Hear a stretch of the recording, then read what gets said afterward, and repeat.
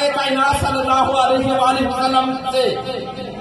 मैं अर्ज करता सहाबाए किराम रिज़वानुल्लाह अलैहिम अजमाइन ने एक रोज पूछा, या रसूलल्लाह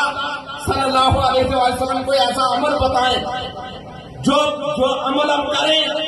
उस पर अमल करें अगर तो हम जन्नत में चले जाएं। ताजदार कायनात सल्लल्लाहु अलैहि वसल्लम ने इरशाद फरमाया कि वो अमल ये है कि सच बोला करो, यानी सच बोलना। फिर फरमाया कि सच जो बोलता है वो नेकी का काम करता है, और जो नेकी का काम करता है वो ईमान में इजाफे का बायस बनता है, और ये चीज इंसान को, और अगर ईमान में इजाफा हो गया तो ये चीज इंसान को जन्नत में ले जाएगी। ताजदार कायनात सल्लल्लाहु अलैहि वसल्लम से सहाबाए किराम रिज़वानुल्लाह अलैहिम ने फिर पूछा, या रसूलल्लाह जहन्नम में ले जाने वाला अमल कौन सा है?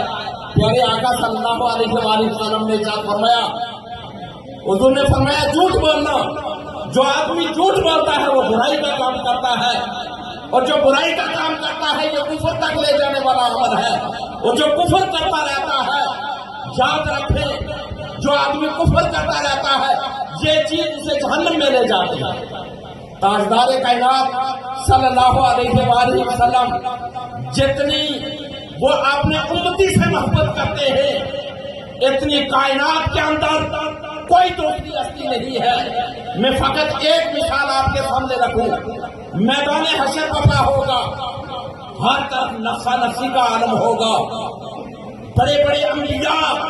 सुलहा, रसूल और बड़े बड़े अतिया,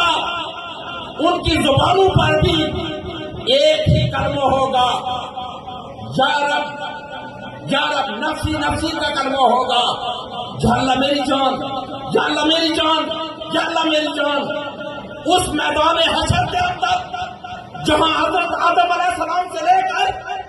क़यामत तक तमाम बनी नूह इंसान होंगे,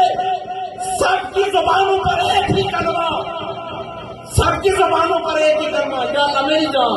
या अल्लाह मेरी जान, या अल्लाह मेरी जान। लेकिन लोग जब देखेंगे एक आवाज इधर से आ रही है, कोई ये कलमा नहीं कह रहा कि या अल्लाह मेरी जान, बल्कि कोई कह रहा है या अल्लाह मेरी उम्मत, या अल्लाह मेरी उम्मत, या अल्लाह मेरी उम्मत। लोग उधर देखेंगे कि ये कौन किधर से आवाज आ रही है, कौन है।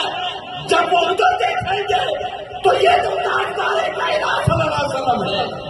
जो अपने उम्मतियों को